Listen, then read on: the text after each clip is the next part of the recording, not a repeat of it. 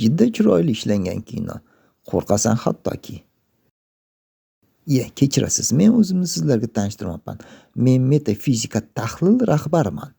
Meni ismim Bobur. Bugun sizlar bilan oynaning orqasida yashirinib turadigan 3 sariq ko'z bo'yicha gaplashamiz.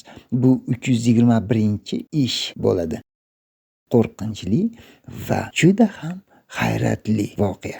321-ish bu shunchaki g'ayriy tabiiy hodisa emas, balki haqiqiy maxluq haqidadir. Amerikalik hamkasbimiz Jonni aytishi bo'yicha, bu maxluqni birinchi bo'lib Meksikaning qabristonlarida va bitmagan uylarda uchratishgan ekan. Maxluqning birinchi ko'rinishi 1,5 metr atrofida bo'lib, kalla ko'rinishi dumaloq shaklda, jag' qismi bir oz oldinga chiqqan ko'rinishda bo'ladi.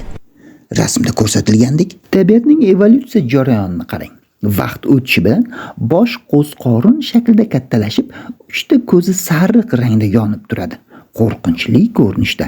Tana qismi o'liklarnikidek rangsiz va ozg'in ko'rinishda bo'ladi. Maxluqni bugungi kunda Toshkent viloyati Oqqo'rg'on tumani qabristonida uchratishgan. Bitmagan binoga MTB xodimlari bilan haydab kirib, shu joyda qo'lga olish ishlari boshlangan. Bino ichiga kichik dron kiritib ko'rishgan.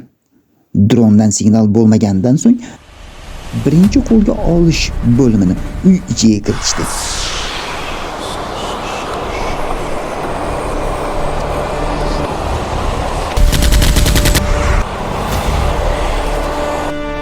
Bu maxluqni ushlash oson bo'lmasligini bildim.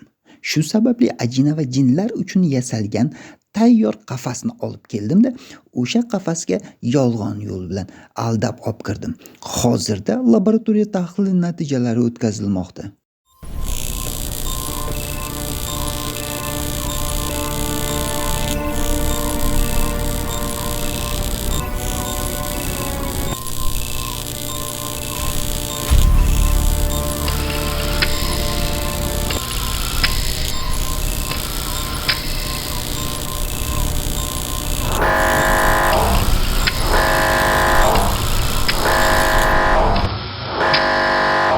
Tahlil qilish natijasi shuni ko'rsatdiki, bunday maxluqlar insonga ruhiy va jismoniy ta'sir ko'rsata oladi.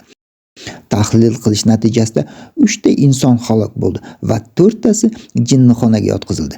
Bu ko'rinishdagi maxluqlarni hozirgi kunda to'liq o'rganishga qurbimiz yetmaydi. Shuning uchun qafasda qoldirib muzlatib qo'yishga to'g'ri keladi.